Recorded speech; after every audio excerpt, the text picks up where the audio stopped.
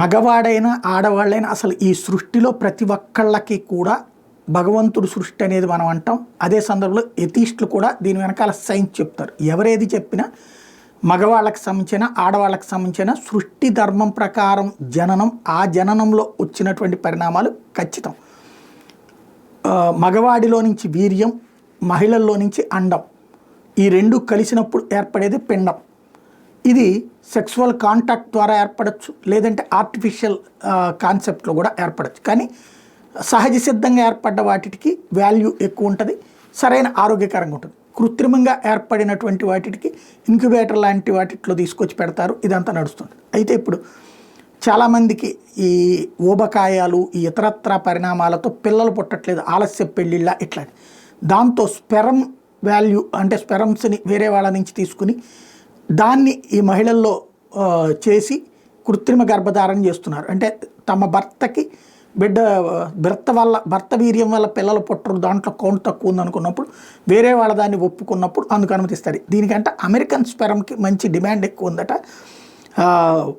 ఇది టోటల్గా చూసుకుంటే సూపర్ ప్రీమియం సెమెన్ అంటారట. $4,000 అట ఒక గ్రాము, $4,000 పలుకుతుందట. అలాగే బెలుగా క్యావియర్ $3 గ్రాములు $3 పలుకుతుందట. ఆ లోలో అన్నిటికంటే తక్కువలో ఉందట. ఇట్లాగా ప్రపంచవ్యాప్తంగా వీటికి కూడా మంచి బేరాలు నడుస్తున్నాయి అన్నమాట.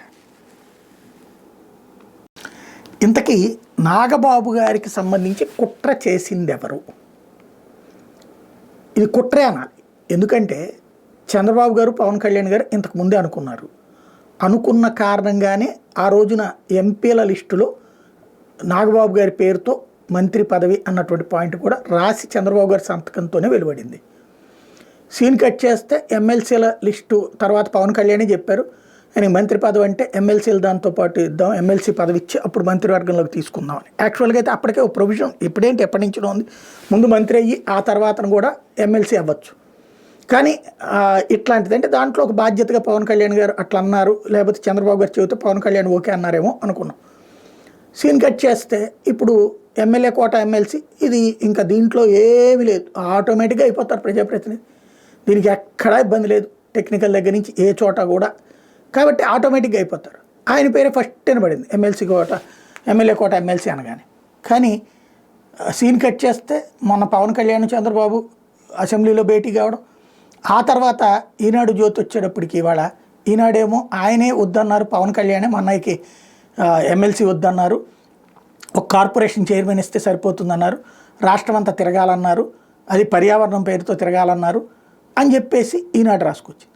జ్యోతేమో ఎంపీ రాజ్యసభ సీటు ఏదైతే విజయసాయిరెడ్డి రాజీనామా చేశారో ఆ సీటు పవన్ కళ్యాణ్కి అడిగారు, అందుకని ఎమ్మెల్సీ వద్దన్నారు. భారతీయ జనతా పార్టీ అధినాయకత్వంతో మాట్లాడే బాధ్యత భారతీయ జనతా పార్టీతో అనకుండా ఆ నిర్ణయం తీసుకోవడానికి చంద్రబాబు ఒప్పుకున్నారు అన్నట్టు. అంటే బాబు గారు చెప్పినట్టు కోణంలో నుంచినే రాసుకొచ్చారు. వీళ్ళిద్దరూ మానస పుత్రికలు. అలాంటి వాళ్ళు ఈ వార్త రాయడం ఒక ఎత్తు అయితే, వితిన్ అవర్స్లోనే హరిప్రసాద్ గారి పేరు మీద వచ్చినటువంటిది పవన్ కళ్యాణ్ గారు చెప్పారు అంటూ నాగబాబు గారిని అభ్యర్థిగా ప్రకటిస్తూ ఎమ్మెల్యే కోటా కింద ఎమ్మెల్సీకి, అది కూడా ఆంధ్రప్రదేశ్ ఎమ్మెల్యే కోటా కిందనే అన్నటువంటి పేరుని ప్రకటిస్తూ కాగితాలు అవన్నీ కూడా ప్రిపేర్ చేసుకోమని నాగబాబుకి చెప్పారట, పార్టీ కార్యాలయంతో సంప్రదింపులు ఉండమని చెప్పారు అన్నటువంటి పాయింట్ ఏదైతే ఉందో అది కీ పాయింట్. ఒక్కసారిగా సీన్ మారిపోయింది. అంటే ఏంటిది? అది రాయడంలో తప్ప లేదా రాయించారా? నాగబాబు గారిని ఎమ్మెల్సీ మంత్రి కానీయకుండా చెయ్యాలని ఎవరు కుట్ర పన్నారు? ఇది $1,000,000 ప్రశ్న.